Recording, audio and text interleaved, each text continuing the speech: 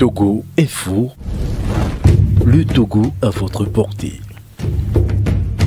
Masenome novi toji notonyo enyi juju ganle na miwe to no lemi sesele emi baba dogo egbe abe mia kan agleji kudo mi abe pelenu enya ko mi jagbon mi jagbon politique bi nyo we edo me be nya jojo we kengbo edo ke ni ko to flese dorun doda ye be bada ho menami emi lato bela dukponu dikweji vai salon kaka to be da foda fodira badia koko vive nyewalo covid-19 alo atike si alika medolo ya ebe nyewa nila broncha me kami yaho amega Nicolas Lawson kudo docteur Kogwiche Ado Ameto kudo amepepe de kade chan lawa pemi zandea le moda mto pea antan tete o meni la transile onontina ninto a miyombe Ferdinand Afonyo mto jino to nyomi babado mase na mebe wana me sigare ke ngbule na me nyabe dokita to Kogbeche Ado Ameto ele evame nyado zone dokita ozo yo deje doko pedia mebe do do pe wara me madi bona do bene na nfm to asi mjibe mado bina to jino to patako gbale si nyanko geve ya mi mi do pe mi mbi chambe mado e pe ya be jogbe nyana amesia mi mbio la mesin na nyakpata mbio de edo ke amesia mi ona ne epe ya mi a edo aba devine ne nu kenti belo doara bakpo etani ngbadio novi lolon kudo maube vonvon ne amesia mi doa ne olelon novi wa ende olia o mate woro regbo ke o la te wona un to be la nyona aye pola ona novi okole lon chan kudo ne olevon mawa ende o chan lia o mate mo gbere olwa emi church ya pastor kudo fada o muslim to ogbon ne mi se na kwa ape jidina to dino to patale 2021 mea eye wan lo ape enyo na vi to dino to ni ces années avec Amédan Nicolas Lawson ele emiadome nya so biale ok ndapeno ngozoyi ne togolero nyane amesia me le au courant va to no ma se kwata to yanya be nuke mejia enyi dagbe ne togo yo keke na ahome ne fana mi edo amene fa ma ba pero mi anti mi bumo kaka mi va je fifi kutukaro do amento bi tukara be virus de coronavirus enyi noa ele gle no le hia me keke togo pe mi le capable là te vaincre et nous anglais au début sans de mido egbe otolu ama otolu to hono na minusialu bien si ye mi besoin forcément avec niazan yovo be moyen ko les gens qui to bien to miti soeji donc ane mia blago mia chiti de mia we l'équipe la nido ne banyone togo vio eso ba vone mi ave vio ame we na emi wa fu kaka mi wa blode a oblon we yo le ji togo aba ni sika ne hihia sika be le mi awe do ba yin o gombe mi do la woto ye le vovo me ko mi anono mi ave doa travail, liberté, parti. Il y avait feuille de route, hein, mais des boumons, ouais, africain de quoi, mais de la trop feuille de route, bonamido, feuille de route, tout. Donc, à mi de la woto, hein, mi a fou, et nos vies au bord, nos vies long, comme il y avait douane, tombé long, et là, et nous, mi le dit, mi la pointe. Donc, et puis, on y peut ballot. 2021, mais la 28e année du 21e siècle. ye mutation que Miami recevait là que Johua Johua fifi mutation en tovaya parce que là quoi mais en tant qu'on a mémoire les voies de Dieu sont insondables.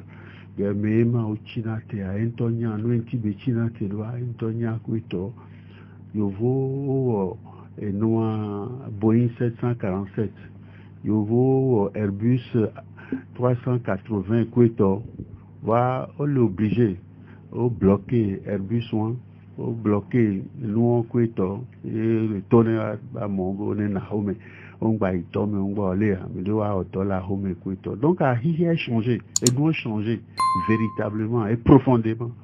Donc à l'Afrique, à Midla Nyan Kebeno, à Nyabe Tohonoare, et Nami Nusubo, et Nami à Nyasa, et Nami à Hoho, voilà même les ingénieurs, les Wonu, donc à Péamea, Mianyano, et Mia Wonu Kejia, et Togovio, qui se n'ayant les Bo, les doigts me podido, les amants, les doyado, les noms, les yido kuito, voire médiola, non, tu t'es là, non, tonami B, numéro 1, numéro 2, numéro leke, voire nous, émission, les fiora, mouzenenewa, bien jai, mais bien trop, et sous mais bien trop, non, mais bien woto, mais bien changé, et nous, les bien avec doigts, mais l'eau.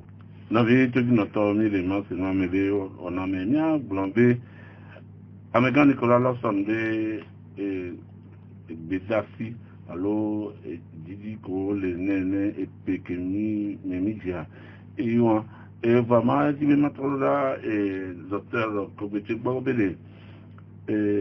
Covid a dès que situation les, il y avait du yame, quelques hommes, quand il y avait bilan décembre, c'est-à-dire, dès que me kudo et non les dollars n'abo. Yo, à quoi déjà? Et ça bien que va y a le 9 janvier. N'a pas bien et nous agbeto 258 ntiye et doa potogbali. Agbeto 258 yenti et doa gbali. Yo le do pe bobo les 3 si les wanti. Agbeto 3932 waya o le doa o 3 si les wanti kaka o ganvo o joyi ahome. Ane bladrin volve waya o tro megbele le Québec Covid B et douane 72 72 le et ça bien que Cameva il y a mis au test 1358 et les 1358 tests on mais il faut les habitants 38 unti et habitants 2 et 21 blase voreka les sabin que kema waya o gan et donc ba le wanti o jo ya home et soya et à coup de pepe mouna agneau et non vu tout dit notre dès qu'à compter les gens va quand venir il y a une autre politique b il a dit mais bon et ministre de que non il y avait conseil des ministres le donne notre b takepe grand qu'on a tout grand encore les fermé Kodak béni ça va ici janvier il y a blondé et du porteur état de l'eau et nous met tendu et les rossé et dans couteau coucou alors docteur nous avons un démon comme la foi le travail et la détermination on a gagné la leçon et un grand c'est alors foi rossé travail et dans détermination coucou alors donc couteau et nous il doit bon chamber il là il doit que donc là il y a bien c'est bien grand temps aussi et si les trucs qui sont bien encore la médecin bien et surtout vraiment ça il y a piste rurale et mon co on l'a nabé et les miens nous tournent nous be ya fili pepe a mo do ya subo a ebe ba prote gbelu nyon kengi anga Nicolas Lawson ne ma tro la goma biobele et domaine allo afi vovovowo ke enu vovovowo ke dukɔtɔ gblɔ be yela gba o antido si gba de ke ikpɔnsan xoxoa de ke okpɔ be dɔkɔwo wɔle akpa vovovowo va yi vɔ.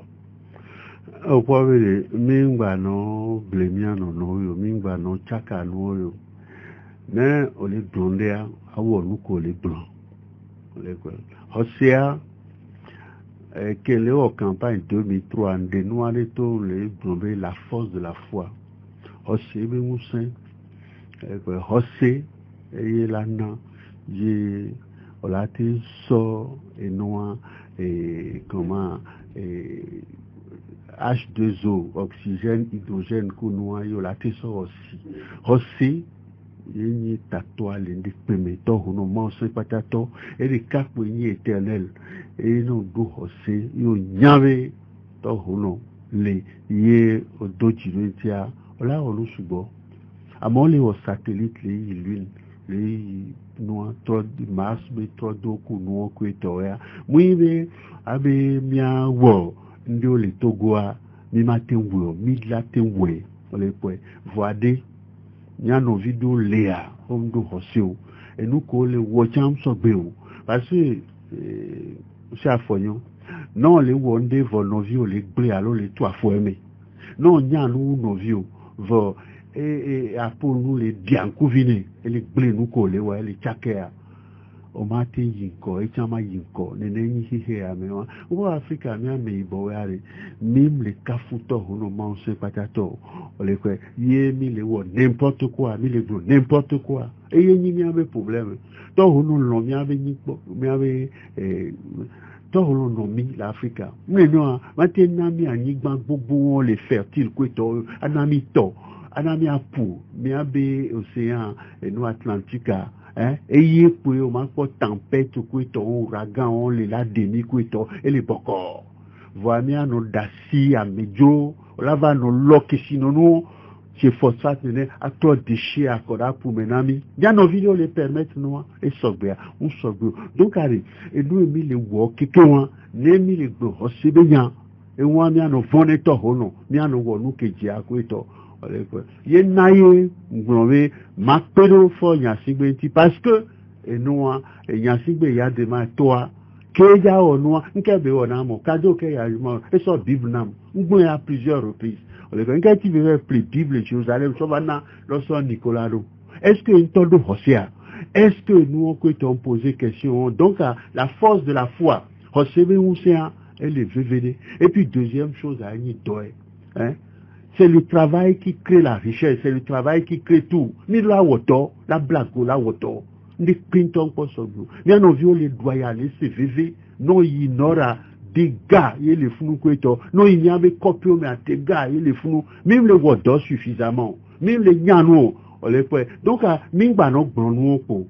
Et puis ma souhaité des fois nyasibe amedo ndina la c'est parce que nebe egbedo la gbedo miacha parce que il les funu egbe to hono nana non la teni président Roma in prison non ni président ko ni président to hono nana le reste à kwito donc neba nyasan de mlesio mi ane anyasan wa okay ento were grave gouvernement qui est formé en gouvernement non gouvernement m'a été wondé que les dieux mais gouvernement m'a été wondé que dieu emila inko la régler mi ame problème donc si enyan le wa ngbe tout à l'heure mi besoin feuille de route ayez les funebe ogbe o long ayez fonya sigbe ni président le Togo egbe non be ba gbedo la gbedo doa ne on ton gbedo chon parce que ne gbedo la gbedo doa ne wonu ke jewa et doit la pour mes conséquences donc allez nyanyanu parce que et nous l'économie défi yo ne l'économie moni black benya mola no nu me la no grojo défi que l'enko défi à lolo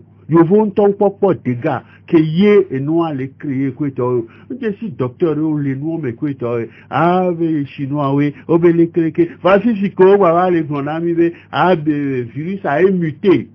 C'est les hiantolé do mutation troisième mutation mondiale virus a muté quel muté fichiari est-ce que vaccin que meléo et là vaincre le virus que les mutés donc à défi grand de bejani yintiari nya jai nya nyanu amedo le ni mimnyo ye mi ano vinye mi ano devone mi ano chake mi ano glebe nu kweto ya muso gbe o mi ma te yi nko ni kpɔtɔ bilan alo kɔnta le akpa vovovo dzi ene kpɔɖe numi sɔn lãmesẽ be nyawa ɖe n'obiɔ be enukoe dziɖuɖua na mi kaka na vana sisi wo la gbawo ya ɖe ɖeko kpɔsɛ dzi anyakɔ la gbe.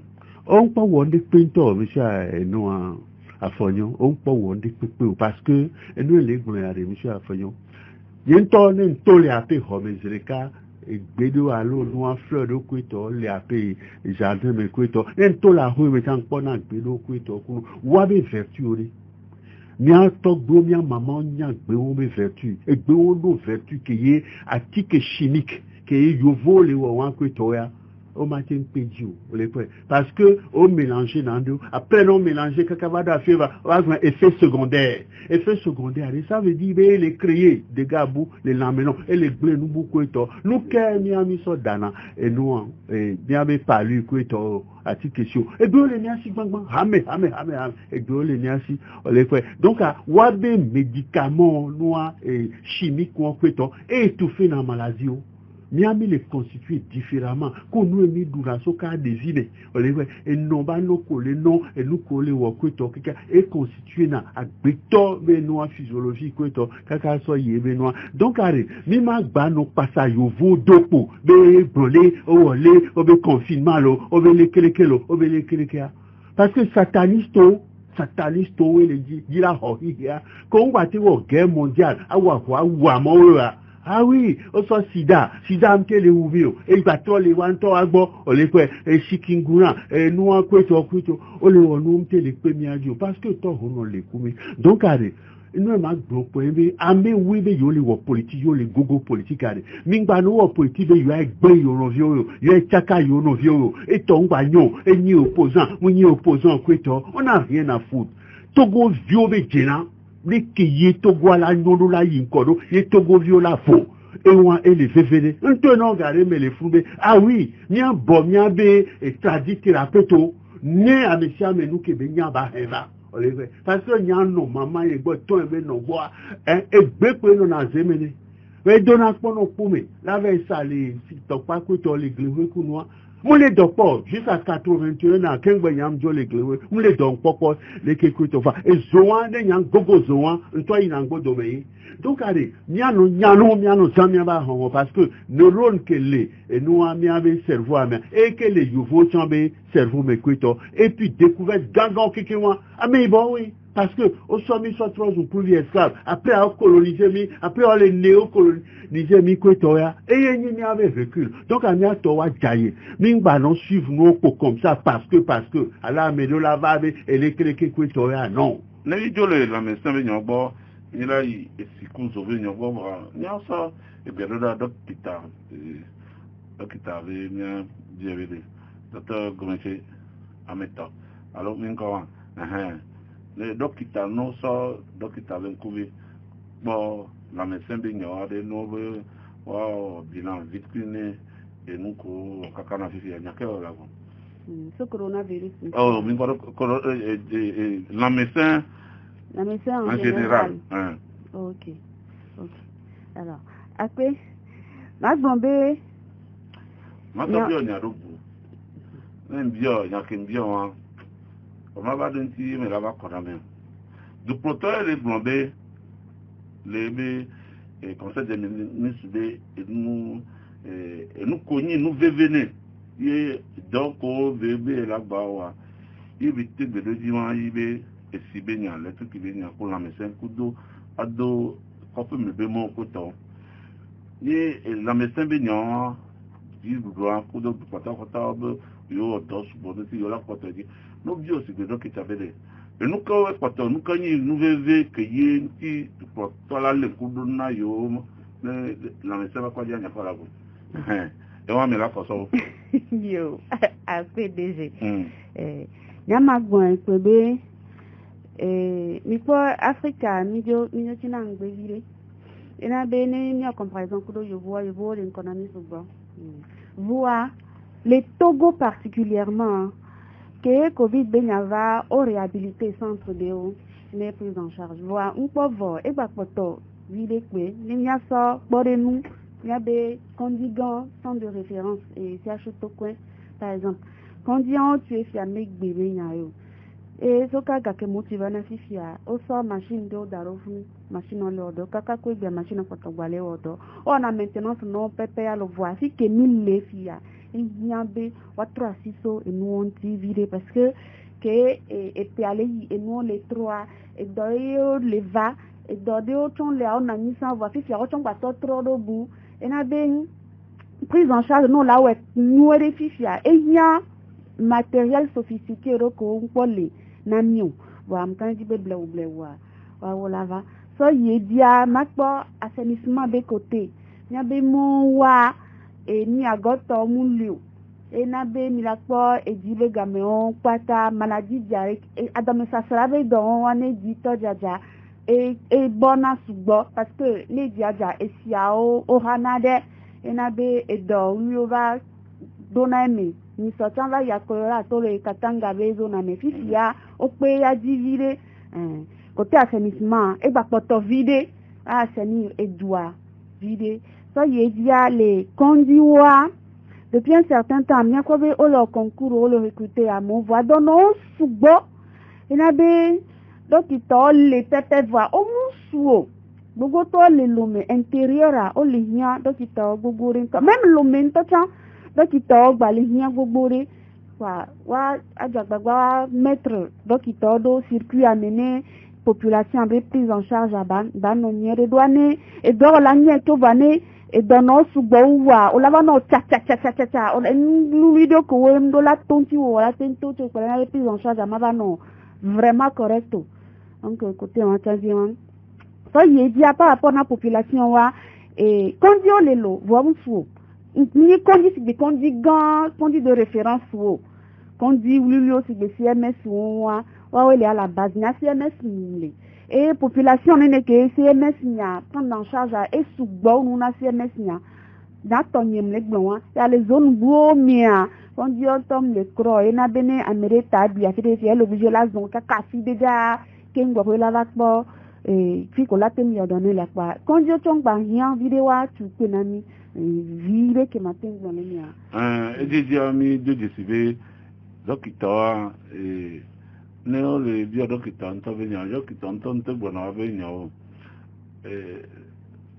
ni sori ya le ko bonema docteur vi ko mi hana kudo contrat on bobo de le o abidi o de wa be adonze dividi dogo be on le wo traitement mieux de nayo alors on va y aller bien mais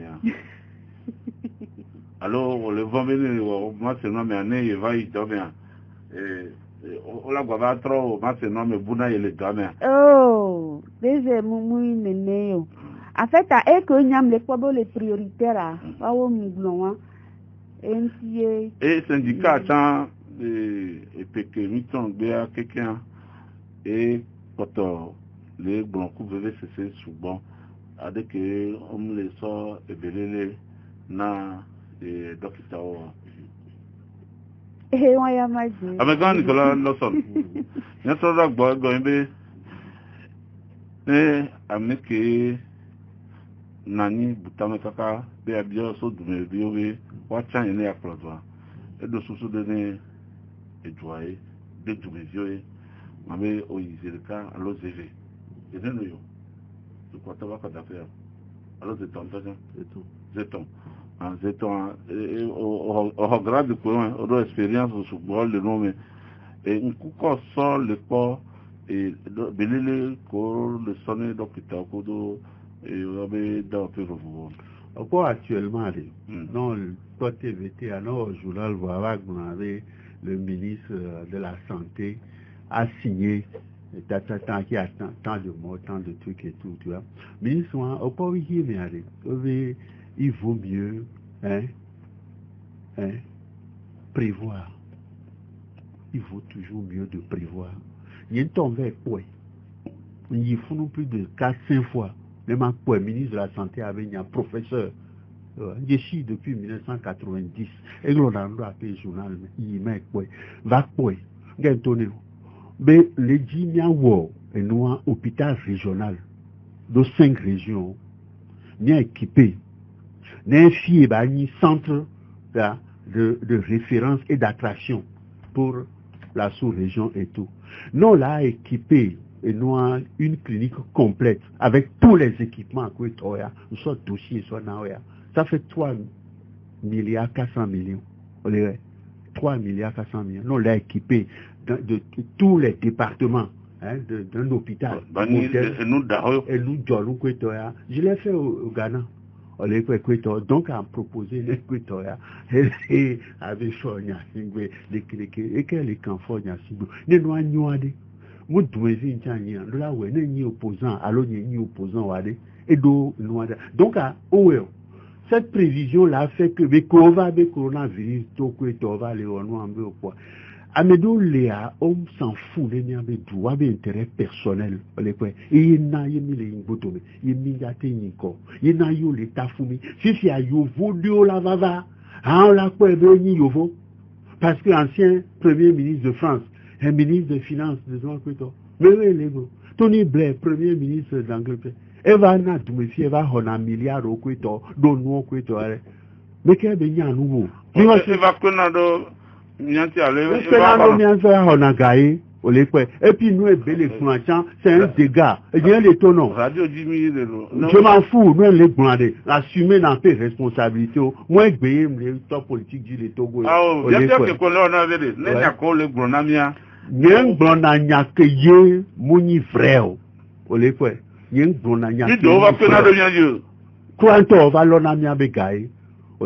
Donc, moi, il est Tony Blair, il est Valo, Manuel Valls, et Valo, Tommy Soskat, et Valé, n'y avait nous les lots, n'y avait milliards, les Jokueto, et Gako, les lots, qui wade, même intérêt, mais et puis, qu'il faut y assumer, soit 10 milliards, non, hein, au l'état, si, ben, il doit moderniser, si assu, si va nous solider, au Tokoyade, au Wonder, on va rien, à mon blanc, n'a ni mal les coups, 10 milliards, Mila ou, et nous, et clinique gaga mettons hein d'excellence il y a les tonneaux après que les gognons c'est que on va faire au dos tapis rouge né à même au dos tapis de les bâtons mais nous avons tant nous avons et nous les ignorer Togolo regardez nous sommes très intelligents c'est comme on sort du Nigeria non monsieur les tout messieurs les journalistes monsieur bon 10 milliards pour équiper et réhabiliter ces HU tokens encore les fous. Et c'est devenu un mouroir, on les comprend. Donc, allez, ni les bois, ni les bois, ni fique, ni les yikuetoya, on les regarde. À mon vasé à pour nous, pour d'autres diplômes, de loin. Alors, il y a un dissato, mais j'ai vu plein de choses. Et nous sommes capables de plein de choses, donc, avec Béaré, si Emilia, ne mi bien moderniser bien tout, ne mi bien tout bien hôpitaux, ainsi de suite, mi do capacité. On les fait. Amérique Pinto va blâmer, parce que les professeurs, alors il docteur, alors nommé ministre Kwetoya, non. Sous soi, Kwetoya, nous, qu'est-ce que tu crois? Qu'est-ce que tu peux? Et nous, vérité Kwetoya. Le reste n'a aucune valeur. Nabi, tu dis, notre ami, les masses, on a mis. Nabi, tu dis, notre ami, les masses, on a mis. Donc, on quand on dit, on a coupé, on s'en combattre, on s'en. On a vu quand on vient là, on peut m'attendre, vrai. DG.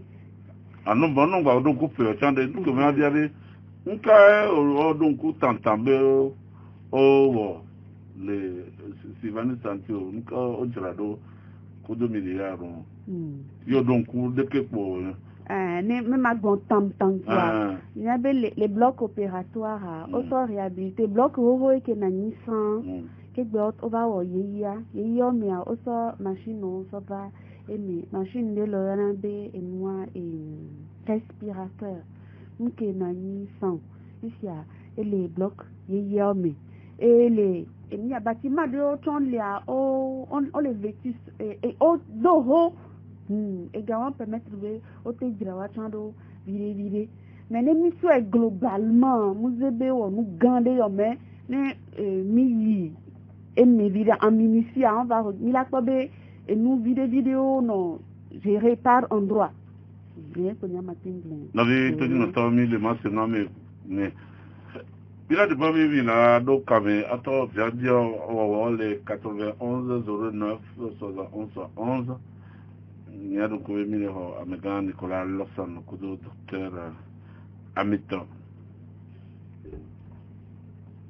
Alors Amégan Nicolas et Ahmed Togo bi amesi amenya bi du portoa Gbombo Adra et quand il a débloqué milliards et voir nous que ne couleur no via Togo yo quelqu'un et nous que zenabo o afin que zenabe o drande doa ni e morgue et si va ni ça no o ya nous que no surtout bonne morgue que ben ya il n'y a pas de dia tout non tout to kabdo no nya ho allô allô mkum dogbelo allô allô mkum dogbelo mi hagbelo dogbelo amna peta Nicolas Lawson que mi ko de madame docteur oh hagbeno yo mi de ko amele ya mi sati nkare mi sati mi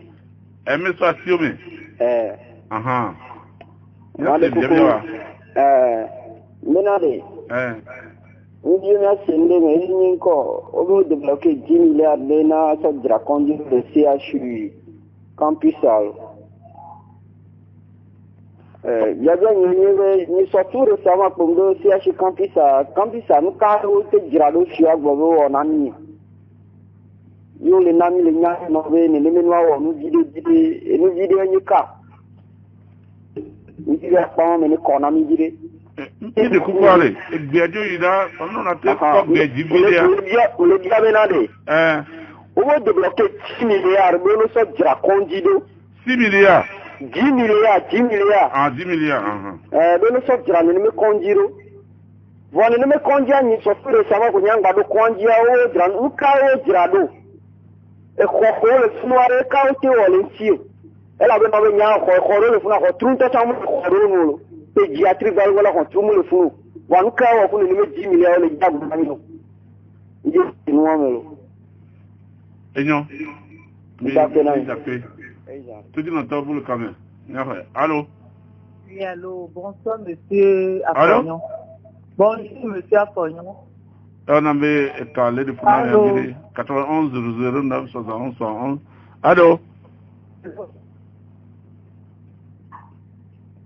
allô allô allô bonjour monsieur Afognon bonjour on a mbé dado mi yo so aveji dado la te ko beji vite client on a mbé dado mi yo so aveji ndogbe na monsieur Nicolas bonjour bonjour mo le bio la médecin nolo ano sensende ndogbe na mi docteur tia mo hogbe yo kaflan eju abenya to gberegbe amule yin ko benya ko mi le gbon le ju ame enu mule yo e ga mule circuler ore o fifi yan to mo ba senwe pade ko mi de janvier me yalo de ke mi ya wedo de ko na wo e ga la circuler ni ju ame do enu mule yo de encore kaflan président et votre mandat va y après mandat ou le bloquer qui fait des pétrole ou le mandat tout qu'intio mais moi les c'est les journalistes dado oui il de coucou bien mené no clair né et nyabe amekuku anu ati odun ti onami et ya pour les blonds ouais monsieur Afognon bien ko le dira wo komo ndema bombede et quand vous les circulez, au déconnu là où il gala circulé. Et puis ça de la République. Quand il y en avait gamme les circulé, dado. Et quand vous les disalez du amont, et Kaya mais là sur la force pour les nous, on l'a autant c'est que c'est Gaïo là des taux. Attends là où il est du amont. Et puis là où il gala disalez du amont, il y a pour nous de faire ton premier duo. Mais nous d'abord là des choses c'est qu'il y a boire, mais pour toi mais toi aller où il est. Eh non, mais d'accord. Allô? Il y a tout dit notre table quand même. Allô? Oui. Allô? Allô? Faut baisser à Gouin, faut baisser à Gouin. Comment quoi vous dites? de kuku fo be so agwe ya se nyawo de kuku gare lo on di be ne won de ne mbu ma de nu accidenté ou PPA ne soit mon accident ne tout ça accident va fond on y a mon yo plomdo amaku ba de kajeria o koko eval no amre temu le gbo wa pour se fait que va mo le diga kaka donc tu pour ne kan bo mo va ko de na ko de o ma trachile accident te we te pene amre temu le nti o ko va de premier chose c'était o ma we na ma kan bo ya no na te pa mo ma de ko nya fo gwen be urgence o ma même nyon te plan no bu yo su te plan no bu a lo fo no vie de dire va fun gare me va ya no ja o to nyon va de na mi musu tuna le urgence le toko le entrer toko entrer ka fra ne dono ñu su de la badia no ja po jon de gbola de ñu su ato a lo de ko no va ni koko no vie le fo ne be viva ola de visiteur auto parce que ja o no o ma te po no an me na o donc o le da moto no on va we o ma séparer urgence non no te plan novo musu te plan novo ma na bien sûr ni d'accord ne de dino 91 0911 11 ni le massement mebe wonome et mi le kudo américain Nicolas Losso kudo docteur Amito. Allô, bonjour. Bonjour. Monsieur Gado. Papa Gado, doko fana miro. Mponyede. Merci nyao. Ndo gbene mi apito Nicolas ku doctora. Bon, mi apito Nicolas. Ovana radio. Ovana nyo bivina mianu. Voix application de dinafu. Ni voix de joko gouvernement de. Ou on me le donne parti ou quoi. Ni on donne et tu as mis des bons la médidio. Valé te bolé ingbe voisin le bonya musonya lodo e gbomunyo e do ale chingbe u kenya nkwadi. Was tout possible agogo du pela fort. Pas d'ordre fidé na pour programme a de tout passer qui que mis le PPA. Moi America be nya yolo e gben jani. Et d'accord 91 09 71 11. Allô. Bien c'est bien venka. Ijo yo sa dama fo. On va dire que me fala dama balo. Ni fo mi lo. Bien c'est bien. Yo le dodi ni bio la mo se. Yo, bien c'est bien c'est. Okay. Nyama ko ko am di ma bi ebe enua na popa gberai. Na mo do accident yi gen. Tutu ko le do na ho mo na mo jani le fi ye ambulance e va na yaro. Yo zo kwa mo kaka no so da to kwa. Nke do to kwa na accident do ka amuro le over the cover supportable do la me agbo station. Ko se to wa abo o ikonji a ola be am ma mo ne va. Garu mo le amuro mo nyana tambe amema mo. Ye ke yo ma mo de ja wa accident.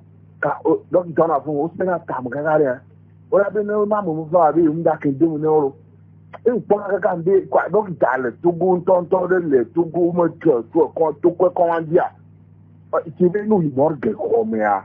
Ola dubi ano fun kaka adu no fun wa no vale no kwandia le sibere no azo ma bonu ne kwa garu me va biona se am ko be yi do kita kwa ukwa me va mo ba si da me le ponyo am me le popo kaka ga pamela ku ni sora ni le groupe reme ye de cadre samable ni jesi ni le groupe me ye be do accident le togo kwa mo mo no ko so to kwa ye de ko wa so me portable be lo vocal nya ni so ata ni go gira me le choko me kaka mo va bon va le vocal zania lo vocal be me ke jesi o amérique ko mo le groupe a jesi ma homo jesi mo famille o yon pone ko samable ni de ka portable samable ni gawo ti be mo ni nyam le pere garu me ane ina ni so akol boy do ki to le jagba ne corona mo nyawa nyang gbere ame o mo le wonde pepe ne mi o ti fi awa no gbo le jagba ne corona e ati daka mo le ku gasa ga to ko pa me ame funi fa mo le ku gasa ga o ba go ga do ki to jagba lo won anya mo le to ti so vraiment mo ko ti a e da mo jani to ko mo agboja fo ti da no yo abirasa ala do ko ni ya ko fo ame ni o ya bo table bo am gede video mo o so mo ti pompo bidon azijore brara na aka no amomo feku amotogwa yi mu le to a on a bien ça quand il y a qu'on peut toller yo do le funu bana ta do moi Ghana ou le top kan dion ou le kan yo kan ma ça prend pompier ou va quoi me le video ma me to kwa itia go amu ve oku gouvernement ni so Ghana ou le ambulance 308 on le gbogbo ça on va le mal de corps gouvernement ta ni nan ke belo ki yo babe que mon temps on a banana Ghana péage Ghana nkolo fika nkolo kuga a mo le figa ou le bro le la mo so nous désordre yimna ajuka ni do le le que mi la wero donc il tente c'est le benkaka dada ko le brave fu dada fu vivian fata nyangba kwa mo gba na ku on Canada mo césarienne fija no césarienne no petit à 10 000 no o toto no so amuko na dona le radio a de fufu no kaka la jogalo boka o la paka fu de famille voilà de 10 000 quoi le président so ko ta ko ameka joa mamba pa fofo bako mbele mi le radio di ndibe ndeme ba konami et quitte non plus quitte 10 000 francs o be césarien ku non le gratia au vivre des pas le konami alors WhatsApp va ser on le kanami fofo na mo yiga yibe konji o yo gba wo da ji ni na to ni camera san we o plastique wo mu dana tiko gbe ne amekepo gbe won don so a ti si ta ni nya kele na be amecha o ni konji gba pa ola de $1 o no wo don no de gba pa nyawe o la no plastique a wa tiko ta o mu dana ton o mu dana tiko o no na plastique ano mu tiko pode le toredo la namio nya ile ni bere dokita o kuda mo ko le premier o ne jagbagbare no ne tro nu dokita o mu togo dokita o mu lo do le de mu atoko azuwe privé o la yi tin bo la pogbo ale o la ameka jo obe mo ga jo jona jine bi no funu ni nyan ko pona le mo ga yo bi no funu ne ajo to le kame ne travado kame ni ke we kwa le mo ga be no mo ga be ajo chi funu ni nyan 2 février be pona mo et to di no to le kame ya allô ma c'est Noamé d'accord Océlie le messager de l'amour Océlie le messager de l'amour ko fana mi do ni fonyore mi da pere mawu merci bien ndogbero da anyi no pe alo bono be ma bio mi be dokita benade deme abota covid-19 à Alabama mai amegan Nicolas gbo ba bebe keje ma gbene be egbe dola no tuno ipobe wa opposant wa egbe mule no tunawo parce que ni gbe mule tunawo wa mi ma ti don do to et il y a quelqu'un qui a tout eni tuwa il y a quelqu'un qui a solo dossier il y a tout school il y a wedeke bon ni gbem le tuwa yo ho ma ti wonu kekemo yon cha opposant wa il a peur du quantilo apera ni pida que mira de pouve mira dans la te na me ko vite au pied de le came ya que ya so bien Nicolas Nicolas mais que les bio sans que ba modo kamebele le nya pupu minti le kave mama me et le ya pe nous popom sigbe idumevi et vegan sigbe ame puna nu jina be enundele nyoni togovio 10 000 anu ko po be oluwole le sivanisa nti gamen anu ko de didimu Non, mais rien. Bon, c'est pas vrai. Ça n'a aucun intérêt pour les peuples. C'est-à-dire, nous dit, les dîners, c'est-à-dire, Amédio, au sud de Waloukoudi. C'est pas ça. On sait, nous, les bons. On est temps, les bons, nous, sous bon. C'est une condamnation sans embâche de nos dirigeants et tout. C'est-à-dire, ils condamnent même les dirigeants, tu vois, et nous qui les terres. Là, au fond, matin, nous avons l'année, nous avons tout la paix à Rome, pas un problème, c'est des cas qui sont. Voilà, et nous, nous avons les Togois, monsieur Afognon.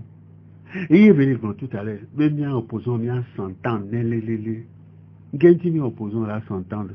Est-ce que Rossébé mais où est fort aux tentatives, n'est rien s'entendre, à médio qu'on y patriote. Opposant, ça ne veut rien dire. C'est de la merde. À médio ni patriote, au long Togo vieux, au long Togo kouetoa. Et nous que l'essentiel, que nous, la terre d'agbe, va na Togo vieux, y Togo vieux, mais djena, au la kouetoa. Et y ni essentiel. Mais ni opposant, après parti, ni un tollé leader kouetoa. On n'a rien à foutre de partis, de partisans, on n'a rien à foutre. Parce que le monde qui m'a mis les doya, moi, le monde qui m'a mis Novaya, monsieur Afonio, il y a échangé fondamentalement. C'est vrai.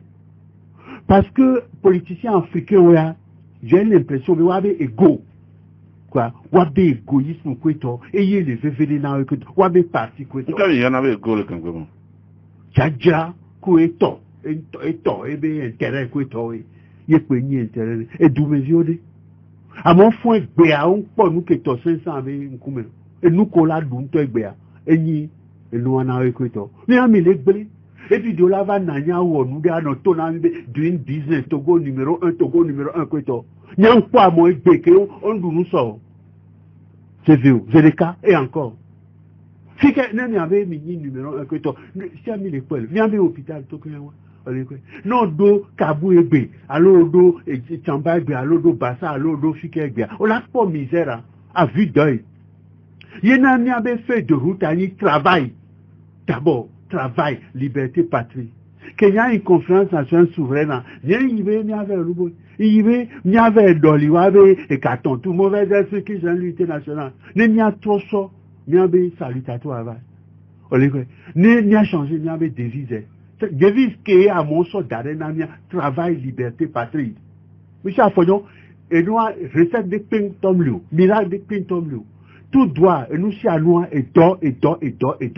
On les fait. Et là, vous, là, liberté, quoi, qu'on l'a long, nous, qu'on l'a long, nos vieux, allons à tout.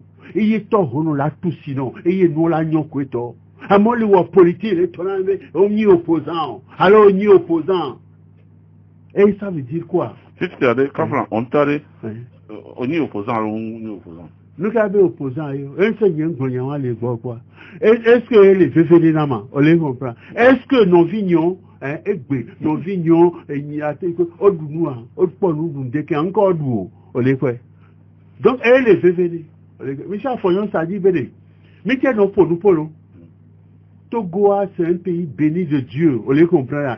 Et nous, si à nous les miassi, donc, et donc, combien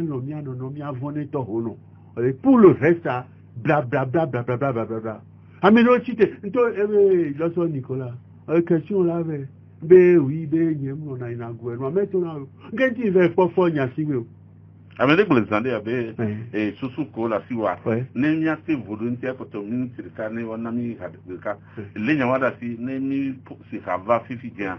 Maintenant, se donner à communier. Tout dit, à même Vepata, il est bombé, il y a un gogo d'Iloudoa, né sous la siwa, né à sort de ton, né, et doit avoir, quand il va, qu'il y a, c'est l'hôpital. À moto, aussi, il y a deux, il y a surtout quand tu as ni Makama, et des maçons, et né au sort, et à mon Jafakouva, au Danasio, premier semaine, c'est que Bélélo, puis c'est bien le bon dîner, il y a des Bélélo pour la tête, on a quoi des dimanches. Déjà, quoi? Urgence, petite chirurgie, en termes de fou qui est dans 7e année de médecine. En termes de fou, vailli. Et les niao totomea, les donova, et ni à la plaie, à ce qui est, les donoabe à mon vaoa. Donc, il t'a moué en dépico, les niao totomea. Les édoudeoméa, et les onabe assistance sociale. Et dès qu'on a vu qu'on a démêlé l'hôpital de Bamelona.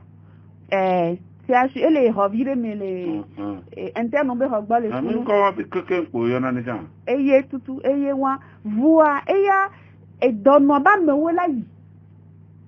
Mouni donne-moi encore le canet va quoi, mais matin, ce qu'on avait, ou à mes avec Kemia, quoi, donne-moi pas me voilà, ça, ou ma soeur, you wagbo.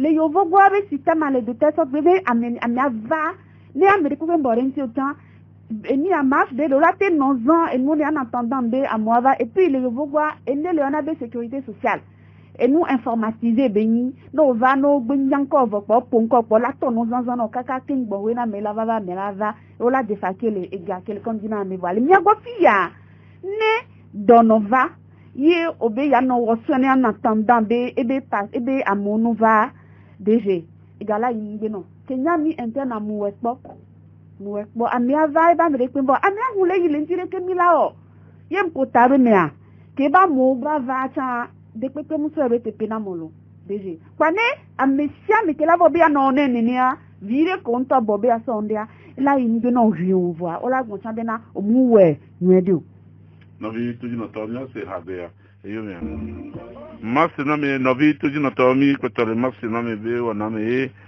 miao nyai amobe biabia ntido odi mi ya gbatoro da be mi ave doctor amito boy doctor mi de ko na de kingba mi bi obo po ha na mi mi ke le blon CHUB urgence obenya american blombe urgence ave la nyabo wa medo TPV nyono to ana pareka todo nuso wa ya majeyo majeyo doa urgence le funwa e momule kaka nyonu la na pareka nusu la na pareka la photo la nyonu la ba di nusu pledo nyonu la ba di nusu la banque pledo di wa proposition nuere nto beni kaka mi antonia be tant mi souhaiter ne voir on s'est dit peut-être be moi aime le no awe nuere ne no doa actuellement dès que funa le wa no bu awe ni nia ila no wa ngate no kwa mi sugbo dokita mi jibe ne ngbone toji no tobe be siagbe ke dokita de lava nyabe emoji amon popo bini no be wa gbon be na sembe enyo keke amoko keke la ho mele se nyabe nko kapopo ya me ni ame vitu kede yo na mon popo ti wana bia no pe monter va do fi la ho mele po menente ni nyame sabe te po na mfo ko so gana ye poto abe wa jara fundwa Togo yo pata gome azanko di be kakmo annoncer bon le kika kaka ko a débloquer dawa urgence a ne ko bele lo urgence a ne ko bele kembo débloquer de nka oye kwa e ko vitu kinwa le hôpital avec ko funu ne ko pata le ma so da da ko na mele pepe nu grave de jodi di be va to ko pour un passage obligatoire bien alors m'dadia oui c'est un dimanche bon il y a nous va nous ko mi antami ko mi pe kudo mi ave nkuvia malado on na nani mais le ni be funa ya me same lato kengbe no la sododa et pédiatrie on la sododa et département vovoa donc il tourne va là ni son à température non be abao o la hono king boyo la be wasodo da spécialiste nka yo kwa pato le vitu de ne kaka na je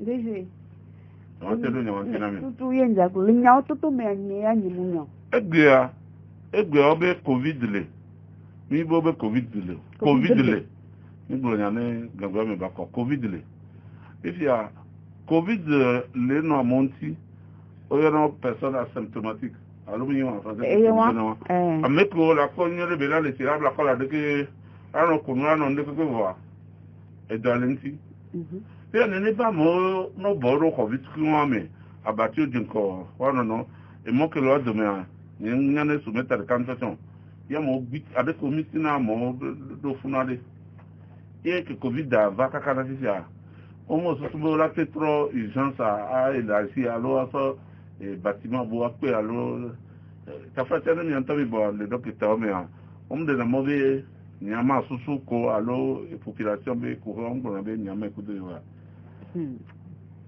DG e covid be nyava nyawe docteur bobo sugbo e mi en proposition Mais je pense que kakana gaya mea, wawo mea enyinya. D'abord, et nous la sa wea, enyinya. Et puis no ja wea de me kola sa don kone ba suve nyere ne ba no wawole. Dès que yo bunameu, enyi problème. Les kondiowa, nya matin grand CMS parce que CMS yemule. CHU a nchamu inankpone ya me concrètement nous que journaliste CHU a nyemunye tutu ne magbon doa nyemule. CHU CMS ni yamle. Alors, ningi ya magbon CMS de côté à le Covid va et nous autres sous le nyagbo o manya me pour la va ko be va conduire quoi o la tati o va do CMS pas menene ao. Tout mano va cycle nous la classique ngwe. Amere la haute température mais puis amede trop la bien be on kanija onao. No de dollar bio fika levé o dekereke ne le nyao gbongbon me o po be na nu ko le gbon et le Covid be et le dilado Covid be no me quoi. Ola i ho bu mi se kamien be salle d'isolement. Ola i fun ken gbe docteur la va po ola di no mi CMS to yon. Maintenant les CHU a munyabe urgence porte par exemple fi que mu accidenté au BTP fi que étalé du amugu dor ni soit appelé parents de les dom il funu de urgence porte et le nyato to ma urgence porte am trop de que belia et po e de potobali mais quand Nicolas mi to di no to be nya ko le gbombo do gogo di do do abenya jaba no me la fidelo banya nkwala obia bia de do kita ina wali urgence porte am trop de que belia we de potobali ba ma gbombe le docteur be assistant le amion ti me are ko pona mo sanra et no évoluer si vous que docteur na pa me fi polo ko ba ko la tati la be pa o su govire tan ou san et na be au fur et à mesure que amo le va o le bo et puis ne o va notamment be o ya no abati ya mea boss le camion le abati le cale à droite abati le cale à gauche et moi vire ko du domino tout et moi vire ko du domino voit patient wa e ko la ten chokashnia o le chokashni dono ko va y be accompagnant wa kekekru kashnele ngotimono e wa j'ai vu muni do be umpo donc ita ko le wo do le funua kashnele e monuno et à chaque fois au le do gant au le do lié tout et wa yo le we wa mais espace ça n'a pas changé. Quel problème blanc? Ici a né no o de saito coin e de ponto o amere ja foku kokova igore que to dire no tole coin e afoko ma one na ba flata na ni afoko musia na que o to la homelia me se me to na so na bi moy ne o va già focua che le crava o la coi condi che si ha ne già focui ka famele che nya focua bo o gbule do funu be ba me de baba ke gbene o senere na me akuva e na mo vara o senere dokita do nya ne do kwa e gbele na funu intenda do no che tu di no tole po o le mo do da mi ku do no le fini ku fata mi le mi le po le ko le va amea jafoku ala me awa vese obe ba mo de ma amolu na yan na no ku ola no vola o la de la pe kwa ola nka le ma kwa e bo obe o wa vese lo kokko ola gbe do blanca ji le fun nka la va wo amea kin goe e ola ti wo ndine be kin gbe ba mo la e gbe gbe kemilia nde pe le to ko prise en charge de pe me na me va il y a le cas grave au premier sonnet egbeya ni ade ko mle ninu beli ami ava quand tu ba debout tu va non soin en entendant mes parents ava de ko mle ninu voix et moi je peux dire bonne volonté de nanani ovana 2009 et les lui a accidenté au BTPA faut virer Eva et a lui a et voleur ou cambriolé au dien et nyensan et faut de et via au accident et s'en va va pas via et via la côté né à mewan zerika que be pas via et via tam les grave vraiment donc on s'en a dit que déjà ben quel à moi, m'a expliqué les vidéos. Et des 80 000 le goût, ils sont là. Bon, on s'en est. Les meilleurs plans, c'est pour dire, bonne volonté d'olé, que penado, à mon tine, en entendant, béaba, moi, va voir. Pour le moment, si jamais va pour y obéir, ni avec le bé, quand il a déboussé en attendant, bé, et bien, moi, va, moulio, mon polio. Navi tout dit notre ami les mains sinon mais bé on a mais et avant Nicolas là son que nous sommes là bas que nous venons va gouvernement bé mais écoute nous bé n'avoir nous sommes là à ce temps que de là non il y avait Sylvanis le plus ancien à mon nous pour le monde d'Amia au bé pédiatre tout dit notre le grand c'est bé Morga et abe no ya abe achi wa na bele lo bele do ele donya ele doloe ele ponpo so re ko trafuna do funa ekol na be beja me o na bele o nyamle be susuno o be pediatri kaka mi le fifi abe pediatri ko fi ko de vieux no le do no be ndepem ntole funo mécanique là. Ah bon, nous qu'avez-vous? À quoi pour les croque-morts, il y a les dirigeants responsables, autres ou croque-morts. Croque-mort. Ah oui, parce que homme les tenir compte de la vie, mais après, on va dire la mort d'eau. Mais quelqu'un voit la cour de la vivre. Est-ce qu'Amérique peut me dire la cour? Quand on me dit la cour, donc quand il est mis les santé, c'est pour s'occuper de quoi? De la santé des gens, pas de leur mort a priori. Donc, la en 1972, il y avait des intellectuels tarés, les Kérékou, et dans le Djolé Daomé, à Togo. Parce qu'à Mérito de Ligero, Marxiste Léniniste, Koueto, Yo Heva, et Noa Daomé, Gamé, Koueto, MBA, et Oyale, Djova Togo. Après, absolument. Et toi, après, il va qualifier les intellectuels tarés. On nanami et nous don donna capacité d'initiative de préhension et de trucs et tout. Donnez-moi ne pas mollet, ni à mes sociétés amères. Un quanti mi on est fort, il a étouffé. Un quanti mi on est fort, il a dénigré, il a bleu, il a éliminé. Et c'est dans toutes les couches, mais on les pouvoirs comme dans l'opposition. On me dit là, Seigneur, on me dit. Là, on me dit la Seigneur, on me dit la Nyano, la Béa, alors on a les clés, non. Les noirs, les deux poids, à brûler, à pépé. Parce que tant on mange ce patato, qui est d'eau, et qui est d'eau, nous si à loin. Et à Nyanou collé blanc, et Nyanou collé wa, au thé où est quoi, non, non. Quand il y a mauvais intellectuel, taré à l'Okapouya. Intellectuel taré, yonier. Et nous collé wa, et tu prends soin, hein, des gens qui sont morts. Et tu oublies des gens qui sont vivants, tu es un personnage dangereux, criminel, il ne faut pas cacher ça. Et les sièges, ben, encore les blancs. On les tourne, les Togolais, et nous, disons, accouchement, c'est gratuit. Donc, l'amitié, bon, nous, il y a un fort fou, il y a un divi. On a s'occuper il y avait foi, à s'occuper jusqu'à la naissance et tout. Pour qu'elle. Dans cette période que Mille a plus de 8 millions et quelques d'habitants, vous voulez encore, tout le monde sans, mais au planning familial, mais en contrôle des gens, parce qu'on a trop de gens. On les fait. On téléphone des yeux, on les va déjà, autour des yeux, les patrons, des îles de loin, et là-bas, il y a tout, et nous, non, quoi, parce qu'à Dolé, oui, les maudits, je vois ça tous les jours. Et puis ces gens disent ça.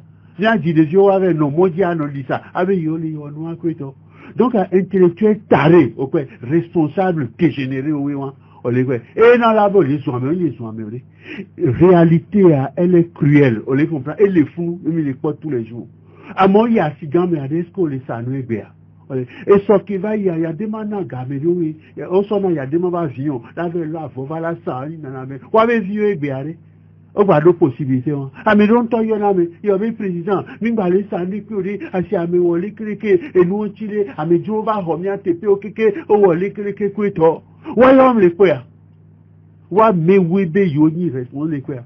Est-ce que Omniana Bere, période que Niléa, on donne un gouvernement de 34 ministres, avec Kominyawa, qu'on y conseil spécial, avec grand ministre, au caché les présidents. Yo les nous doit les ou nous que tu vois, on les nous bléo.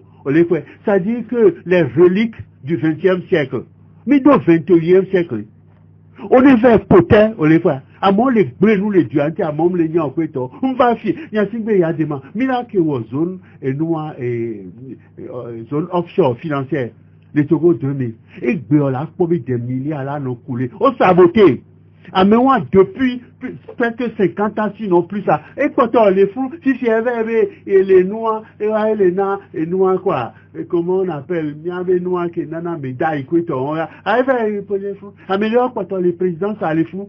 Ok, yo, oui, pas oublier dans nous, chacun dans nos côtés, quoi, avec yo, si c'est avec yo, et la trosse, nous, nous, quoi, oui, les autres, ils ont les biens, tu as côté, on les, on va même, faut, y a salon, bébé, y a go, nous, les civils, pour faire, y a, il caca pied avec, quoi, tu vois, qu'un verre pied, quoi, après, à Québec, tu vois, homme, les loups, non, pas les causes d'agra. Au diagra, quand faut y a, nous, nous, auto, y'a l'eau, à peu, qu'un verre, pas faut y a, des naïs, les fous, oui, après, memorandum, il y a un garçon à Yokuito. Mais, FNFI, on nous l'a milliard, et de finances, hein, on va faire des vieux, on a ni d'abandon, on les doudou, on cantine scolaire, il y a un couteau. Ouais, un mandat social, on mandat social, on doit nous. Si c'est un amour, retraite, ah oui, on va demander mandat social. 25 milliards de l'économie, mais. Les amours-là, c'est ça, nous, la ciméro. C'est mignon, mais ce que l'on a mignon. Il est mignon au peu. Il est mignon, il est bandois, les blés doigts, quand on va, mignon au peu. Qu'est-ce qu'il y a des on va quoi, président, eh, les tonneaux, quand on peut Antoine Bélé, il y a aussi, il y a des mal tonneaux, quand on voit la quoi, mais il y a des yeux à nos vignoni. Donc, et nous qui n'y nous qui les dieux, n'y va sur la doro, n'y va nos biditons, les blondés, Mac Péro anti, les Mac Péro Togonti. Donc, avec un enfant, encore que nous même il y a nos compliqués, il y a nos difficiles. Donc un matin on a croisé les bras. On fait vigno jolé et vigno les paris les vous de Kweto, voir nos vigno dit. Et faut fogno Kweto be viodi. Après parents on les doit mais on la doit. Donc un petit va quoi venir, ma perenti. Donc à que il y a bébé à homme les filles, non pas nous ko tuku. C'est on pas kaka ku homme. On est fort parce que ça, il y a des obéis là, on peut. On est quoi? Soit fifia, à ces mamans, quoi, toi, cité. On est quoi? Hier, on les dit là, humilié. On est en deux founan, on dit, on est à neuf, quelqu'un d'autre campus, venko. On est, kendo flou, quoi, avec Fordjo. Et ils sont. Eh bien, bon. Donc, à l'année, il y a trois suivants. Quand il doit gagner, on a déjà eu président, gagner, nous sommes les dodo. Est-ce que c'est bien, il y en a nous, il y a un gamin. C'est à faire. On peut à midi et demi. Elle est pour 11h30. L'université veut parler, veut une colle. Il faut y avoir un ton le flou, mais veut avec Fordjo. Et un travailleur, que le locuteur, avec le nom, on a bien un babidjo. Ben de la quoi. Donc, on travaille quoi? Parce que, nous, quand on les dit, on les dit mémorandum, il y a, on les dit, le Kenya trop, puisque, FNSI, mandat social, PND, et proposé, nous, oui, parce qu'au matin, tout ressemble, on les dit. Au matin, tout ressemble, non, si c'est à cause de... Non, fort, les forts, il y a un signe cassonné. C'est maman qui est en ami, le doigt dit. On les fait, on donne à l'ové, à un l'eau, l'éo, à l'eau, viola, tout fait sous le et il y a mis les porcs. On les fait, et béqué, mis on les trouve à Togo, on a une régie, on les prend, nous qui nous sommes, et nous qui nous sommes, ami qui est en. N'y a nos vieux les doigts, n'y a mes parents les doigts, tu as les yingo domé, risque l'enco lolo, voir mes communes nous de wa. Yewa au top, nya, oh tu sais, les doigts, yo les doigts, les lots, quoi. Monsieur Afognon, est-ce qu'elle est possible à quel est bon les poussières? Les amis, tombé, troisième quelque d'Arofounois, 86 milliards, maximum. Si j'ai over 300 milliards, les miens de conduits, Boloré, et le quel organe que ton les bons américains que nous? Mais non, c'est bien, ah oui, tu vois. Qu'on va les Français, nos gars, d'avis que toi, yo, monsieur, mais pas 300 milliards, les doigts, un peu que toi. fait négocier, caca, qu'est-ce tout à ton nom, quoi, ah, aussi, et nous, on s'en tue, donc, il y a un négro, il y a un bon, mais il y a un noir. Donc, à mémoire, il y a des délinquants, ouah, là, nous va bien avec tout. Là, va nous l'homme avec Gakueto, il y a nos vieux là, nos doyens. Il y a nos vieux, mais Zikueto, nous n'avons pas nos vieux, nous, et ça, ce sont nos opérateurs. Quel opérateur? On les descend. Quand les yobé opérateur, un délinquant est un délinquant, un prédateur est un prédateur. Situation là, les bagnanou. Mais il y a les 20e siècle, monsieur Affolou, mais il les 20e siècle. Hypocrisie, quoi, on a. Un mec qui va, il va à droite, donc il a tourné. Les ouatos, mais doigts. Mais là, il y a coup d'eau. Nous qui écoutez 86 milliards, la facture dans 300 milliards. Il y a un peu de mais quoi, et nous qui. Oh, mon il y a les tonneaux, hein. Et je l'ai dit, gamin, les blancs, à me révéler que, quand les gars d'avion, tu te mets opposant, à Bolloré va rendre compte, alors, est-ce que, mi diobé, et nous, pas nous, qu'on tout et noir, comment on appelle, Halouka PB cinéma, mais nous, ni besoin de cinéma, mais noir, mais, est-ce que, tu veux m'y baler, et noir, et noir, au donnant, et noir, quoi, mi nyana noir.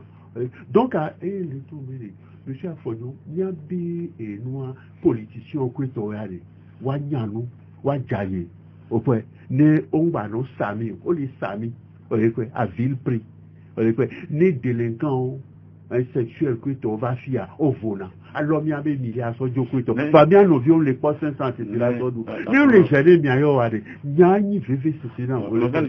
Oui. Némi, et nous, beaucoup méfier.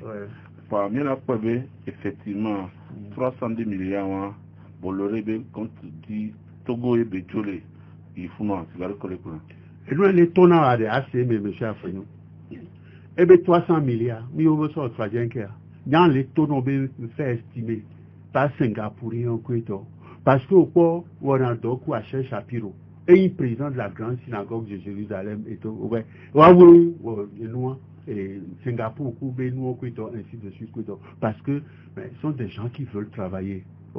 Donc, à l'estimation, il est tonnant, que 300 milliards, qui est et détourné. Parce que l'Afrique, c'est devenu, et il va trop jour, et délinquant. Oh, prédateur délinquant, il y en a, oui. Non, les d'accord, je m'en fous. C'est ça la réalité. Les noirs, les rouges, quoi, les rouges, les noirs, les verts, quoi. Mais les siens, il y a un vaudou, si maillot, à combien d'azamor. Non, c'est les mêmes changer, les mêmes changer, il y a une mentalité. Et nous, les gars, il a très grave. Mais les peurs, les gens qui ont arrêté au bon les salons, les gangs, les circuits, effectivement. Monsieur Affolou, et gangs, les circuits, et gars, les bloqués dans un circuit donné, à mes cuivres vidéo, à mes bobos, les doyens, monsieur Affolou. On les doit, on les sait, les gens qui ont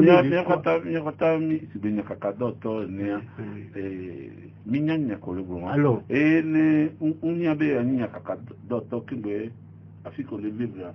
Non, de quoi, à quoi bien nos vieux, à qui t'attendent, à quoi bien nos vieux les doigts. Et les médias blonds, c'est juste une question d'éthique. Quelle éthique? Éthique quand il y a d'eau face à un délinquant. Éthique quand il y a d'eau, face à un criminel. Mais là, c'est blond. Et nous, Jojo, il y a qualifié, nous, Jojo. Et nous, nous, monsieur Affolou, nous, on les comprend. Et nous, non, les tout, mais délinquant, hein? Non, ni c'est un fitoile, hein? Non, il y a un rassito, alors que vous avez l'ola yo. Si c'est à nous que les rémonnés, sous les niacia, les niatés, mais oui, les tonneaux, oui. Parce que lorsque Nicolas, il est fou. Avec pauvre Zuna. Ainsi, ouais. On les dit, lorsque Nicolas, non, hypocrite. Hypocrite et corrompu, c'est vrai que les nénés. Parce que ton roman, c'est pas tant que demande, monsieur Affolou. On doit varier, mais Bema va y hypocrite, quoi, et tant un coup le 1er janvier. Maman était la femme la plus riche du Togo et du Dahomey à l'époque. Et pour le 12 février, le 11 mars. Pas rien doit y avoir. Vous savez, adon pas. Il manqué de pas. Donc, attends, on ne sait pas attends. Il n'a existé. N'aime pas jouer, n'aime quoi, n'aime pas étonner. Mais non, il y a mes parents hypocrite, menteur, tu vas arriver corrompu et mien. Non. Maintenant, on veut que nous, les gens, on veut y dire. On les voit.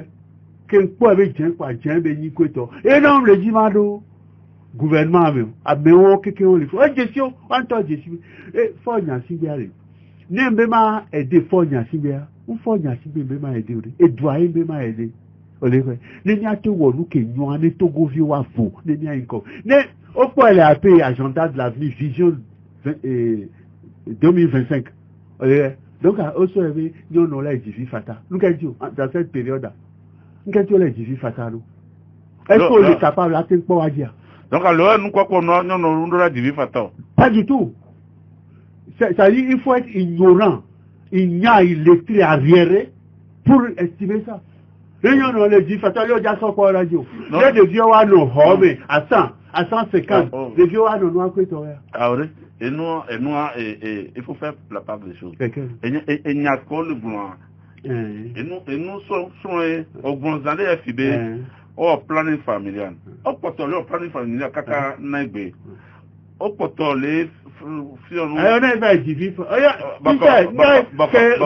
que Macron va exiger un cas de tonnant.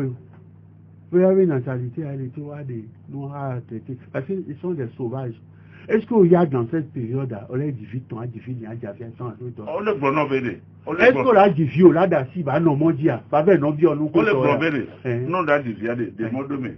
Dit vieux d'assinti, et il y a surtout quand voir les 20 mégots déjà dit, qu'il y a bien pas le problème, qu'il y a les 5 mois.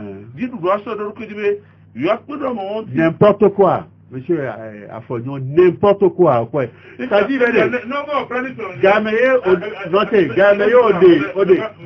au dé 25 milliards de les circuits armés. On est capable. Non, on dit vieux.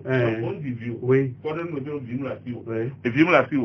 Il y a une fille, tout ce qu'on a qui de Kawan Kodé dit. Il y a du rabais, il y a pélo. Non, non, si.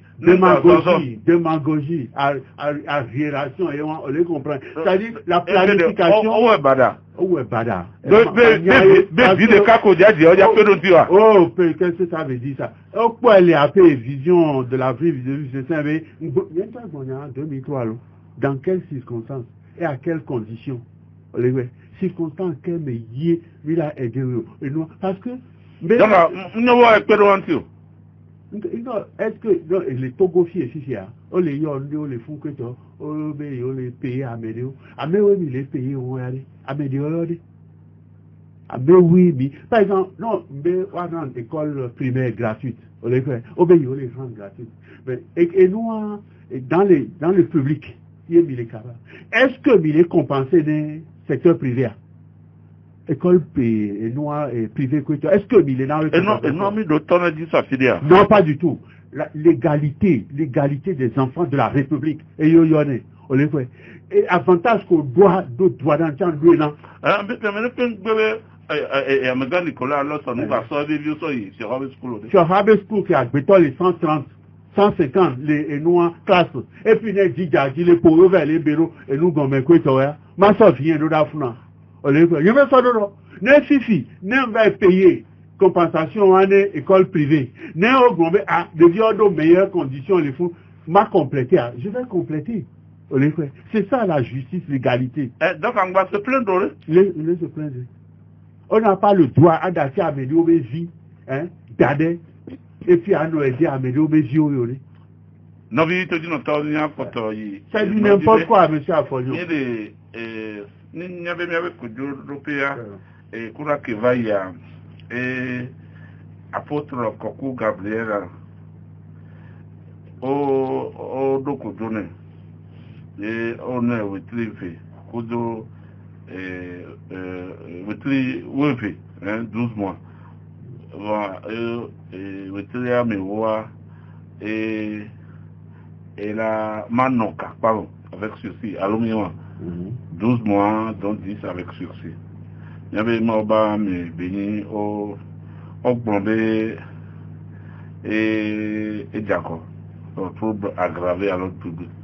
Et qu'au d'acier avocat maître Sylvain Thomas et pour trouver il y avait d'acier. On gagne que la personne de quoi au maître à Thomas semble réaction. Non, il m'a commenté, mettre à tout, mais sans réaction. C'est pour qu'elle interjette, il y en a foutre. Et doit avoir réaction, avoir opinion. Mais le fait, mais on l'a mis, quand tu l'as donné, quand tu condamné, et ça me permet de ne pas insister là-dessus. Ne m'y a conduit, les tournants, ne m'y a condamné à m'aider. Aller dans votre âme et conscience. Est-ce que là, tu es condamné de ne pas bien? Est-ce que ça vaut la peine que tu et puis non condamné à me voir. Proportion, bah non, mais je vais en profiter. Tu vois, on est par exemple officiel et nous, ministère du commerce, pétrole, nous, on est harcelé et nous, et Haïti, nous, Haïti, est-ce que officiel, allons officiel? Nous, officiel, il y a des jugements. C'est sur les faits établis. Ce n'est pas maintenant celui qui a dénoncé les faits. Et les siècles, et nous avons dénoncé. Le ministre d'Overfi, Gati Kweto, mi va ficher, mi va le petit parlement au journal Kweto, est-ce que Edouard Québec Blondé est accusé à m'aider nommément? Et cité à m'aider Beniko Kweto, ainsi de suite. On cité à m'aider Beniko, et bien prochainement, non embêté, et là, cité à m'aider Beniko. Si c'est à m'aider, elle est. Et nous allons nous caca de fil en aiguille, nous avons retiré nous ne va nous corps, pourquoi faire et tout. Ça dit, mais justice vient de non mais c'est tout ce que je dis, tu vois. Devant Dieu, il faut rendre justice à tout homme, à tout individu. S'il y a une certaine légèreté et tout, mais oui, faites des trucs, mais solidarité humaine à dire. Il y avait humanité à dire. Pourquoi vous voulez servir un régime, en faisant ce qui n'est pas bien? Donc, Fogna Sigbia, toi, il est coup d'olo gomene. Fogna Sigbia, il se servir de Fogna Sigbia, les coups d'olo gomene. Na mon chité à Fogna Sigbia, les lélo. Mais c'était pareil avec Yasigbe Yadema. Ouais. Watok Wabe à terre ego, pas un coup d'olo gomene Yadema. Donc, ah oui, il y a des mains, Fogna Sigbia. Il y a avait conscience, il y avait morale, il y avait mieux. Non, il y a tout, il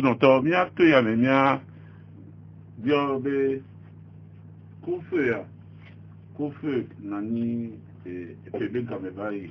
Il y a bien des dès que nous connaissons le Koufeu, mais Sokuro, il y avait des noms, il y avait la messe, il y a docteur.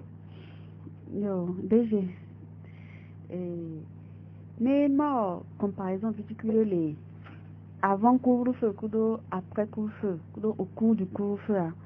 Il y a pas bien fin décembre, Kakawado, si le 2 janvier, on est né et cas positif qu'on les pas par jour, on va sur l'abord. Il y a donc en moyenne une vingtaine par jour. Mais nous moyen néon pas ça, n'a pas vingtaine par jour. Voilà que coupe à notre fifier, mi-30 activité au dia, n'y a combien fifia, mais nous moyen approximativement semaine que les voyages, so, jodas de cavado de dimanche à semaine que les voyages, n'y a combien en moyenne autour de 34-35 cas par jour. En moyenne, et ça veut dire bateau moyennement de tout. Et si on veut, il dit, il dit, parce que EPB gamé, même si les couvre-feu, n'anya, et n'y a pas belle EPB gamé. Gododo n'a un souba, n'y a pas de vignes pas, ma va être guéné, moriki. Et j'en mets toi non limité parce que couvre-feu n'a ni voix. Gododo n'a ni souba. Et puis, il y a mon ami en voix, mon yabena, les quais, et puis les gamins, du joueur non a ni doigt, à mon gogo, les matchs masques, n'avait, et doit faire un sous-bord. Et Amérique, quand on a une soirée, on a vu les boss, on dit, va y avoir un coup de parents, pas un battre trop jours, et coup, coronavirus, et les béjos, ça tarora, yomini. Oh, je me le fais. Et bosso, mon dit, va, quoi, mes familles. Quoi, nous battons. et puis il y a pas une contamination les innéa et quoi autant et avec autre mais ben autant va son avoir fait hein ça peut comme agombe couvre-feu c'est vrai mais après couvre-feu quand il dit sous bois couvre-feu et contribuer à limiter l'un des couvre-feu que nanyo wa mais là qui était pas autour de 100 temps fa nene Américain Nicolas Lawson.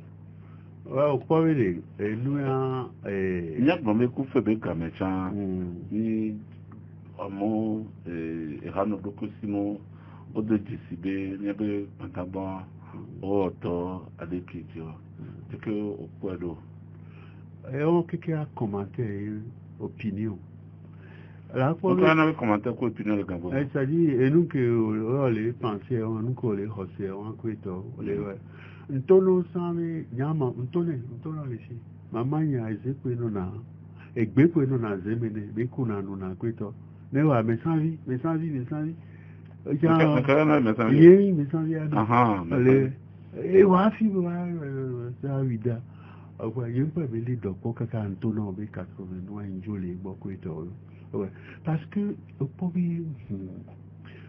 depuis 1971 et non on qui est bon vers on a docui oui mais les bon la on vers on a docui les pharmacie les capes que les vida grand-mère aller passer les noirs que toi et il y a noir et pharmacien biologiste il y avait un docteur pharmacien biologiste et tu as préparé là mercurochrome alcool ou quoi toi et tu as préparé là quoi toi donc à ce grand-mère j'ai été intéressé pas bien là quoi toi et puis maman et tiens les autres mais là homme c'est avec plaisir les bényabe nous aller les kwito donc j'ai été intéressé et on la signé à mon la signé kwito ici dessus nientong la fièvre va do hépatite B et vers les foie coupe pancréas maintenant kwito onto niento les de nous kwito à mon bio Nicolas les que et nous sida ya kwito va docteur nous en les pharmacie pour tous et do article les gamins y avait pantili mais on a nous kwito en les nuit à Dieu kwito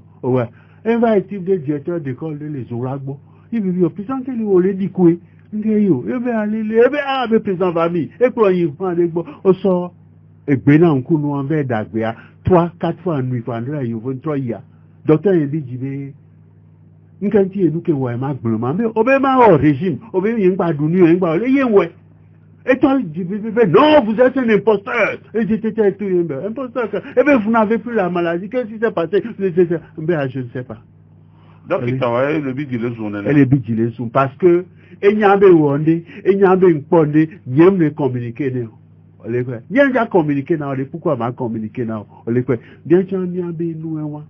Donc, pas d'enfant, non. Hein? Il doit pas. Jusque-là. Oh, gamin, un imbécile, un gafon. C'est dans Fafa, les caca poumés. Ouais, des trucs comme ça, et je me glissais à vue d'œil et tout. Non, soignez mieux quoi, au dos. Donc, les hihis amérés, niado, hosidi, niado foie, ton honomon, ce pataton, et bien, loli, niadi la pour faire, non, ça dit, béré, la pop pouvait habiter, né au dos stressa, hein, et va développer une maladie de stress, elle est très dangereux. À Mekouy, au bon par exemple, le noir confinement. Yé, les bidji kweto kunwa, non mais le noir kweto, c'est différent. Était diminué, alors était augmenté. Tu vois. Améliorer nous alors tu prendre noir, flavoquine, balo, je sais pas, et tout, si y en a ou pas, tu vois, nous, noir kweto, ainsi de suite, et c'est d'adona, oui. Ouais. Donc, nous devons faire attention, attention. Nous mis les blonds, nous mis les ouakwitoria. Parce que Gameye, il est confiné à mon balai au temps, nous les kwitoria. Si elle t'a déjà pas des recettes au lieu. Donc, solution au bout, il a dit, il y a un programme, il y a associé, traduit thérapeute, qu'on y a des médecins, docteur kwito. Oh, associé, caca. Il n'a rien foutu au légiga. Avec deux fonctions que tu as le giga, oh c'est des gars que Gamba quoi abandonner. Avec le nom de ministre que on le doit les pédios, tu vois et tout. Ah bon, on veut yo pendant le on pas rien, avec le je ne sais même pas quoi et tout. Tu sais, on peut venir les aller, même pas un politicien non. Il y a par exemple là, hein, déposer et nous les Nigeria, hein, Nassima, National Association, non, nous en Kweto, et pour enregistrer certains médicaments. Natika. Oui, la procédure. Ghana, Food and Drug Board, déposer, enregistrer certains médicaments. Faut pas gavider les Ghana, va aux bêtises en 2003 avec leur campagne Kweto. Donc, traduire dans le dossier de. Hein? De français en anglais. Non, parce que je savais que je pouvais gagner, j'avais gagné. J'ai demandé tout le monde.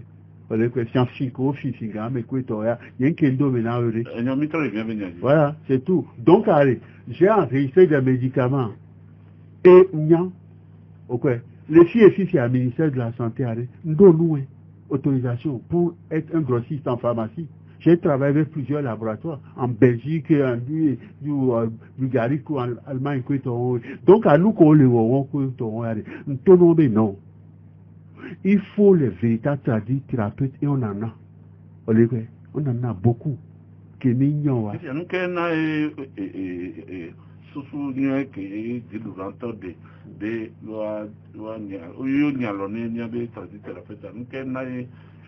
encore arriviste opportuniste au cumulario au le système amé wa oui des problèmes à mon est-ce que la tenu président de l'université du pays et en même temps ministre de l'enseignement etc. Ça dit tu as les 4 tu as les 3 degrés tout ça ensemble tu cumules donc avec du là non ya on les fait avec là pour nous non OK tu es qui on les fait. Donc, on message de la Fogne, et les autres Togolais. À mon les Togofiers, là, c'est un président universitaire. N'est ministre. Alors, n'est ministre, n'est franc, on doit américain qui a ministre. Ah oui, elle est tout long. Ah, mais on va saboter dans nous, oui. Tu vois? Ça dit, mais cumuler, on les fait. Hein? Ah, mais on peut nous, ouais, les saboter, nous, oui. Il y a nos vies, quoi, tu vois. Ah, mais vous tenez président d'université. Le Covid vient, oui. Niami suivre processus Kodomoko. Et nous, quoi, à Fognon. Ça dit, mais les Nembi, et nous, que les Djiba, c'est, mais, puis ça, pour émission, on a assez noir, Nembi, Yovo, on prend disposition, nous, yo, d'une façon, même les obligés. Là où est de la même façon. On les comprend. C'est comme Mirek Poyadema, le phare. Yémito levé, mille dit. Eh bien, je suis d'accord. Mais on est d'accord, bien au conseil là. Eh bien, d'accord. On est d'accord, bien l'eau, bien avec noir et premier. Eh bien, il est d'accord. Alors, où est le problème? Eh bien, il y a une conférence nationale souveraine. Eh bien, quel est le problème là? Eh bien, Béninois, où est le UNNA? Parce que Bénin, on va à ça parce que on battait les pays où les fonctionnaires et la misère est là et tout. Il y a un mot sur les rebelles, il y a un encore un conflit national souhait. Bien fièrement, on a 13e mois. On est quoi ainsi de suite. Bon, mis nos problèmes politiques, mis nos problèmes de quoi. Donc avec Nimba yu ene na mo gbowe ke be inu onua neta mi le onene okwa. Il y a des gens qui ont de nebe to la me eme avant. Donc allez ebe mi anji ni ko bu. un forum national. Forum national de dialogue. Et jouant, je me rappelle, c'était Joe Vigali qui avait dit ça. Eh bien, d'accord. Vous êtes des frères. Il faut vous entendre. Il faut vous comprendre. Pour faire les choses pour le bien. Ensemble, vous êtes des frères. Je suis d'accord. Et puis, toi, il y a des gens qui ont nous, à grâce au toto, le phare a trahi. Le phare a trahi, le phare a trahi. Yo! On a les gens, les doigts avec eux. Mais bon, mis en dos.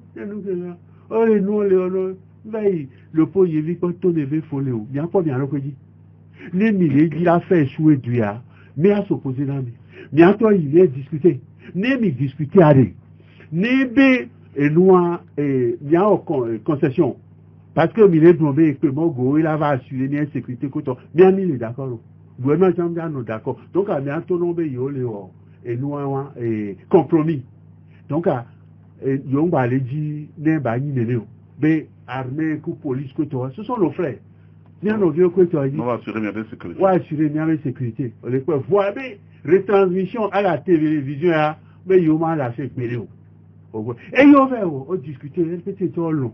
Et il accord du 12 juin, et à mon tapage, donc, et loin ça, et n'ayant, va où, erreur, il va passer à Kofi Godo. Parce que sinon, on allait faire autre chose et s'entendre autrement. Et donc là aussi, tu estimes que tu as fait une erreur. C'est une erreur. C'est une erreur grave. D'accord. C'était une erreur.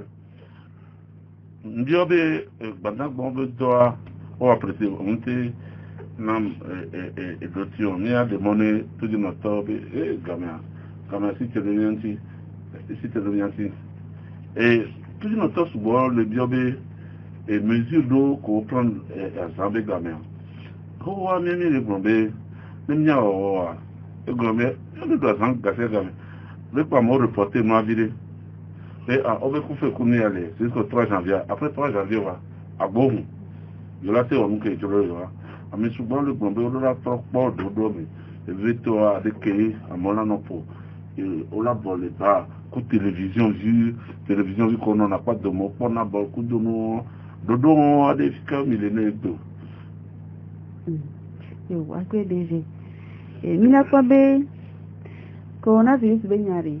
Didudu keleation le wetovan nyonto population mi do la so nya to so peji ni nyabe e do barare be nyeke e ja dole mu le mi ontontia mi do la so nya to so parenti ya to ke mi la parenti nyebe ko ne odose e no ni kaka game ava yo. Une petite parenthèse vle e ho ni le statut di ni soa o le poha amore doué kufe akpa kufe aku etu et quoi commenter be statut so do de smile ko nous vire so de et me donne be mais corona est toujours là donc fais attention. Et il a dit bonjour docteur de ma so bon ko be et c'est que donania et avaivo voix nyonto la len ku virenti de mi la sokpo nyade na me. Oh, il y a des ne odo sero bingwareko ye gamia va yivo kwa mi be o agbogun mi on ke juro mi a e se ko do ba iwan na so jirando ya magba va yin de pepe nto magba comment je peux dire magba do ebe yeri ko gbole voilà ce ne sera plus ngba nyabo wa do c'est pour que no ba marcher. Voilà, c'est vrai que au 2 pas en avant, pour battre 3 pas en arrière. Au bas d'autres, il faut me carrément au maison. Quand y a me dit bena, à me semble nous autres que dit bena, corona avec nyaya, muni comment je peux dire, muni dibidu benyayo, mionto benyaye, parce que ne et doava, et d'aller à messiame, et la télé dibidu tout temps voix, il y a mia population mia oya mi gbale plus à même ni mia ho so ou a mesia me quoi et là nyon bena mia respecter consigne ni mi on to mia be dédié non les lamese be gome voilà ça fayon ko vele on sambe ne yovo le onde ami gba ton suivre ko o le gwe ni bi coronavirus wa et là où mia c'est les dévastation les flancs. Et là que décimer bien une population quelque chose. Là pour améliorer les conditions de vie. Oui, on l'a fait plutôt et les vivre les conditions. Mais les miens pour l'Afrique à Bangma, plutôt. Donc ton moment c'est pas toi et il n'y a pas de protecteur toujours toi. Et bien les miens si plutôt et ainsi de suite et ainsi de suite. Défi que les amis, qu'on risque que les amis soient mais n'aimez mis au confinement. Yemi au nouveau nkemi javadu les mi javawedo que vraiment les diobe wa ana contribuer 400 milliards à son officiel kwelo puis c'est bientôt mi 25 milliards nous en toto les à mon les salons à mon les wono nous les marchés mais quand les java so wana mi et gazi et mi vers les to les nouveaux si on les phénomènes yé o le wa be néocolisation kwito et yé mi ja so va redresser doigt donc à mi là attention au quoi mi do capacité yé les tonos. Hein, il y a une capacité que mis la vaincre virus l'Afrique. Le mis capacité à y aller tonneau quoi. Parce qu'on l'a pas amélioré là, mais comment ces gens peuvent résister face à une telle maladie? Donc allez, mis la préparé d'avance et dans ton nom au début on va quoi? Traduit thérapeute ou combien de docteurs médecins on doit former équipe. On les fait de réflexion puissante des coûts d'organisation. Et puis, il a identifié bien mes potentialités. On les fait mais docteur Raoul, que les France les avec chloroquine on voit nous aussi les oligarchies pharmaceutiques et tout ça qui parce que non voilà l'exemple au vaccin. Non, ce sont des milliards et des milliards et tout. Et en même temps, il faut en sorte d'éliminer ce qui peut éliminer grâce à leur vaccin là. Parce que la population mondiale continue d'augmenter trop pour ces satanistes là. Donc, Ochitero, docteur Raoul Chikwito, mais c'est pas n'importe qui. Il fait partie d'un groupe de médecins oligarques d'Okwito. Wachan Odowa Benoît, eux, ils se battent aussi pour une certaine morale dans le truc et tout ça, quoi. Mais, les gens qui ne foutent rien, monsieur Afognon, on a un bureau, mais on a un ordinateur, dit, on a appelé 100 000 tonnes de cacao, les Côte d'Ivoire. On l'a fait. On a gagné 2 milliards. Qui sans rien faire. Mais on a reçu, mais quand on doit sentiment, on doit morale de quoi, mais on a mis la passadoire. Non, tout produit, et nous, les gens, il est capable à trouver des solutions adaptées à notre population. Tu vois. Mais il va aller tourner doing business. Tu as doing business. Science délinquant. Parce qu'on va prendre nous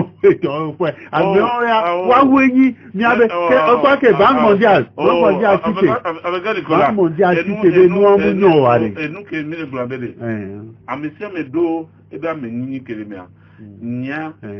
personnellement oui. Mais les gens non les voilà. Donc, et nous qui nous il y a m'aider les ware. Il y a les nous les novices, on t'y quoi toyare. Blé banya. On les quoi. Nous voilà hosibé. Quand on d'une business à Arna Kenya, aussi à l'homme sur. Quand on peut banque mondiale, non, on a critique non, mais après on doit ici gommer. En attendant, on les quoi, on les fout. Monsieur Afognon, ça dit qu'on a des ennemis qui sont là avec nous, qui sont nos frères et autres. Et les noirs, comment on l'appelle, les oligarchies, tu vois, et mondiales de trucs là, ils se servent de ces gens-là comme des pantins. Il y a des sectes, on les fait. Niento que les filles, on a beaucoup de trucs, mais ils ne peuvent pas m'avoir parce que moi je suis comme ça. Mais à mes oui, n'entend les couilles, je suis, est-ce qu'on y a un noir président Afrique francophone de France, Israël? C'est moi. Nous, quand tu es prophète, mais je suis ligné, à paix, noir, mais oui, ce sont des grands avocats en France, en et tout. Tu vois, bon, non, Nicolas, il faut le laisser. Tu vois, il est comme ça. Tu vois, est-ce que ce qu'il dit est faux? Est-ce que ce qu'il fait est mauvais? Non. Dès lors que ce qu'il dit et ce qu'il fait, Nicolas, lui, vous ne pouvez pas faire autrement. Laissez-le donc. Et il n'y aura pas de problème. Monsieur Afognon. Donc, et nous, les officiers, nous, nous, 20e siècle, il y a mon politicien et opposant qui est au coup, non. Il y a un corps. Ni deux solutions. Oui. Ok, oui. Ok. Oui. Ni un temps, ni lancé message depuis septembre. Oui. Vaincre. Togo, objectif zéro. Oui. Zéro contamination, zéro stigmatisation. C'est impossible. C'est impossible. Parce que interrelation, ainsi communication, mais on respecte dans les donc on veut une capacité. Non, le virus est déjà là. Oui. Comme maintenant, comme le virus du sida. Sida potolé, est-ce que et au ravage qui est là, parce que il y a un contingent et tout. À partir de là, ce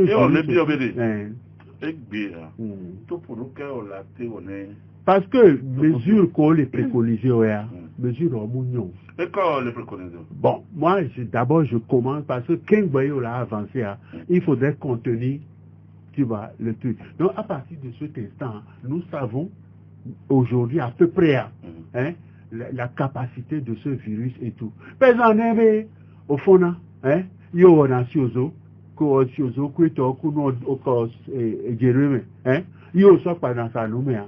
c'est largement suffisant. Mais le virus, ça manque valeur par la bouche. Ça peut venir par le nez ou des choses comme ça, mais à condition d'être à moins d'1 mètre. Tu vois. Il y a quand même mesure barrière, on doit respecter. Oui. Tu vois. Une génération, ces gens-là, vous ne les connaissez pas. Le fait de dire combien les produits sont ça les énerve au plus haut point. À même les tonami B, Miakami doit être homosexuel, l'Afrique a quelque chose. Nous avons empêché nous contre micro. Donc, Miabe protection, ce n'est pas ça. Ni bien sami toji be minja amombe odo amone na home amone ole krekia ola pomila va chiti atomi ano no jaja ogwe parce que adolewu kadolewu ari ko jawo ananye pi yento uso ade ho gbona lomia obe ma go nganji ma go ro yo ento yo tu ka ka be shabu yo le président yo dasi ma va ikoto amediodi tu amediolia oyinasi qui a eu assis vendredi, et nous, ça, et que famille là, toute la semaine. Donc, il y a tous ces problèmes que nous devons régler. Et tant que nous avons 10 solutions adaptées, Miambe situation, Miambe conditions, on n'ira nulle part. Docteur, nous avons dans le tenue et bébé, moi c'est normal. Il n'y a qu'un qui avait vu la sonne de notre temps. J'ai hâte. La prévention est moins onéreuse et meilleure que la guérison. Sachant que nous la